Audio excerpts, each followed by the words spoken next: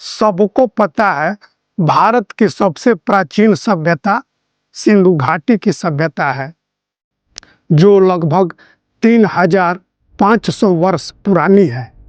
जो उनकी भाषा लिपि थी उसे आज तक कोई पढ़ नहीं पाया है। हमें कुछ नहीं पता वे कौन लोग थे, क्या करते थे, कैसे रहते थे। बस उनके भवन आदि के मिले अवशेषों के द्वारा उनके रहन सहन का अनुमान लगाया जाता है। 6 या 7 हजार वर्ष पहले तो यह सभ्यता भी नहीं थी। आदि मानव और पाषाण काल के सिवा भारत में सिंधु घाटी से पहले किसी भी सभ्यता का कोई प्रमाण नहीं मिला है। राज्य और राजाओं की बात करें तो सबसे प्राचीनतम राजा मगध साम्राज्य के हर्यंक वंश के राजा बिंबिसार थे, जिनका कार्यकाल लगभग ईसा पूर्व 500 ईस्वी था। ऐसे में कोई आकर कहे कि लाखों करोड़ों वर्ष पहले पढ़ी लिखी समृद्धशाली सभ्यता हुआ करते थे, राजा महाराजा हुआ करते थे, उनकी प्रजा हुआ करते थे, उन्हें सोना चांदी तांबा पीतल आदि सभी धातुओं का ज्ञान था, तो हम कह सकते हैं कि ये सब काल्पनिक कहानियां हैं। क्योंकि आज तक जब हम लोग 3500 वर्ष पुराने सिंधु घाटी की भाषा लिपि को नहीं समझ पाए हैं, उनकी कहानी को नहीं समझ पाए हैं, तो उससे भी पहले की लिपि और कहानी को कोई कैसे जान सकता है। यहाँ तक कि 7वीं सदी तक प्रचलन में रहे धम्म लिपि और खरोष्टी लिपि को भी हम लोगों ने नहीं पढ़ पाया था, अंग्रेजों ने आकर पढ़ा था। जिन खंडहरों को हम कंस का किला, बाणासुर का किला, भीम की छड़ी आदि समझते थे, या हमें समझाया जाता था, अंग्रेजों ने आकर के लिपि पढ़ करके बताया कि ये सब प्राचीन राजाओं अशोक और हर्षवर्धन आदि के किलों के खंडहर हैं, और ये सब भीम की छड़ियां नहीं, अशोक के स्तंभ हैं। यदि कोई कहता है मैं नहीं मानता आदिमानव को, नहीं मानता पाषाण काल को, मैं सतयुग त्रेता द्वापर और कलयुग को मानता हूँ, हमारे शास्त्र 16 आने सच बोलते हैं, झूठ नहीं बोलते हैं, तो आइए देख लेते हैं कौन सही बोलता है और कौन झूठ बोलता है। 7 समंदर पार, आपने यह वाक्यांश जरूर सुना होगा। मैं कन्फ्यूजन में था कि आखिर ये 7 समंदर पार होता क्या है। अगर एक ही दिशा में हम लगातार चलते जाएं तो 2 या 3 समुद्र पार करने के बाद हम उसी स्थान पर आ जाते हैं जहां से चले थे, तो फिर ये 7 समुद्र पार करते कैसे हैं। उत्तर मिला पुराणों के नक्शे में। यह नक्शा आप ब्रह्म पुराण, शिव पुराण, विष्णु पुराण, भागवत पुराण सहित अन्य पुराणों में भी देख सकते हैं। पुराणों के अनुसार पृथ्वी पर 7 ऐसे समुद्र हैं जिसे आप एक ही दिशा में चल करके पार कर सकते हैं, और समुद्र भी ऐसे ऐसे जिसे सुनकर आप अपना माथा पीट लेंगे और आपको अपने ऋषि मुनियों के ज्ञान पर तरस आने लगेगा। चलिए सबसे पहले देख लेते हैं अपने विश्व का वास्तविक वैज्ञानिक नक्शा।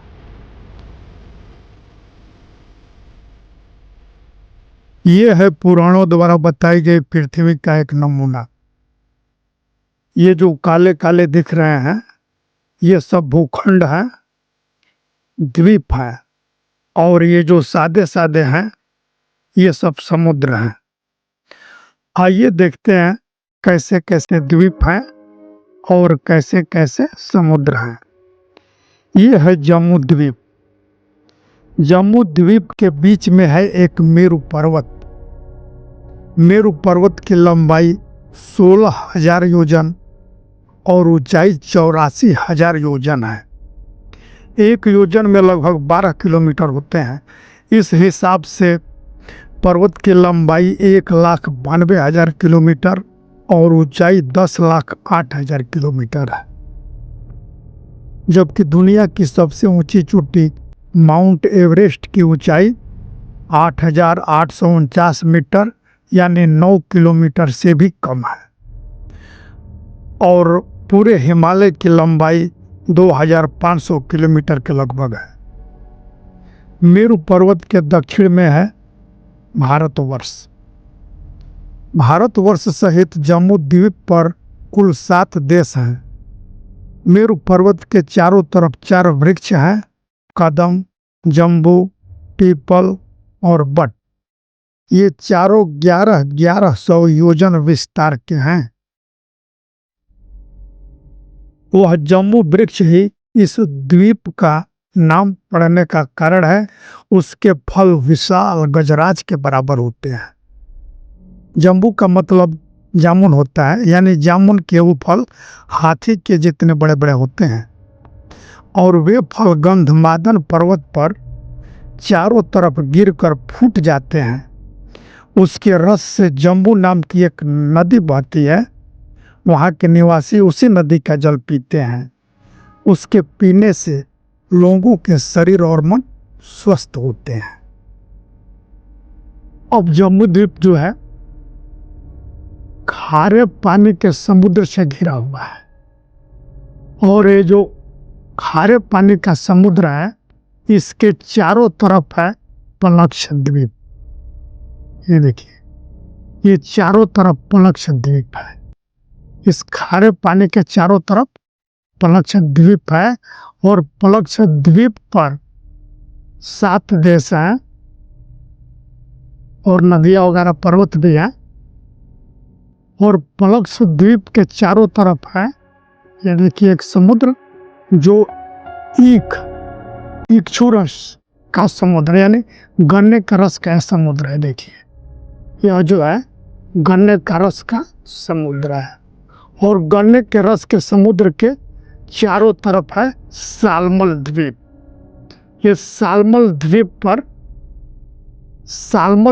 पर 7 देश हैं और पर्वत वगैरह भी है और फिर सालमल द्वीप घिरा हुआ है सूरा का समुद्र यानी शराब के समुद्र से यह घिरा हुआ है सालमल द्वीप। यानी ये देखिए ये सब शराब का समुद्र है चारों तरफ।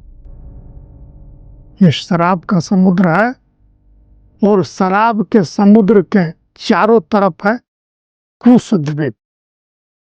ये कुश द्वीप है, इस पर भी 7 देश हैं। इस पर भी 7 देश हैं कुश द्वीप पे और भी बहुत कुछ है। और ये कुश द्वीप घिरा हुआ है घी का समुद्र। ये जो है घी का समुद्र है और घी का समुद्र है चारों तरफ। देखिए कुश द्वीप के चारों तरफ है घी का समुद्र और घी के समुद्र के चारों तरफ है क्रौंच द्वीप। इस पर भी 7 देश है, पर्वत नदियां वगैरह है। ये देखिए यह है क्रौंच द्वीप। ये क्रौंच द्वीप है। अब क्रौंच द्वीप जो है घिरा हुआ है दही का समुद्र। देखिए ये दही के समुद्र से क्रौंच द्वीप घिरा हुआ है। ये देखिए सब दही का समुद्र है। ये सब है दही का समुद्र। अब दही के समुद्र के चारों तरफ है साक द्वीप। साक द्वीप पर भी 7 देश है, पर्वत नदियां वगैरह है। और ये देखिए ये है साक द्वीप।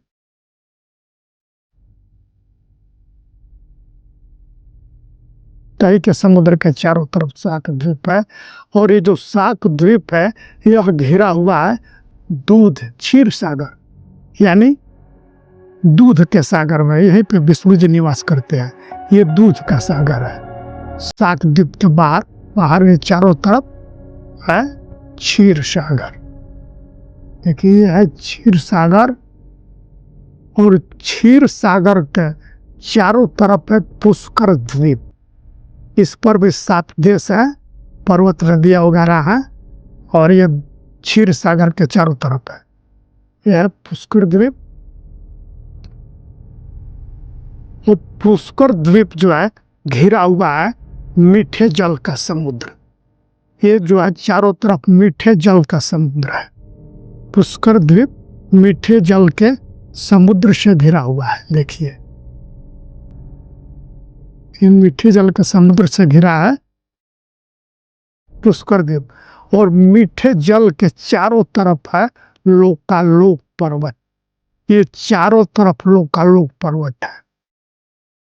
ये लोकालोक पर्वत है, और लोकालोक पर्वत के बाद चारों तरफ ये अंधकार ही अंधकार, ये सब अंधकार है। इस हिसाब से हम देखते हैं ये द्वीप में जब जम्मू द्वीप, पलक्ष द्वीप, सालमल द्वीप, कोस द्वीप, क्रोच द्वीप, साक द्वीप, पुष्कर द्वीप और लोकालोक पर्वत द्वीप 7 हो जाते हैं। और ये जो सागर भी है, समुद्र भी है, खारे पानी का समुद्र, ईख का रस का समुद्र, सुधा का समुद्र, घी का समुद्र, दही का समुद्र, दूध क्षीर सागर यानी दूध का समुद्र, और मीठे जल का समुद्र। इस तरह से ये समुद्र भी 7 हो जाते हैं, जिसको हम आसानी से एक ही दिशा में चल करके पार कर सकते हैं। यही है पुराणों द्वारा वर्णित पृथ्वी का एक नक्शा।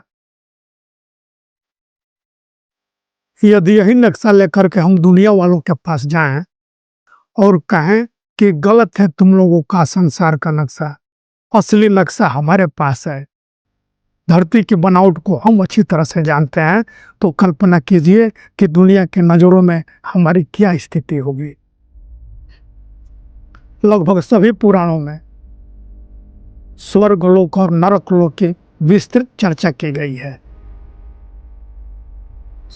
कल्पना कीजिए, जो धरती लोक के बारे में इतना झूठ बोला हो, वह स्वर्गलोक और नरकलोक के बारे में कितना झूठ बोला होगा।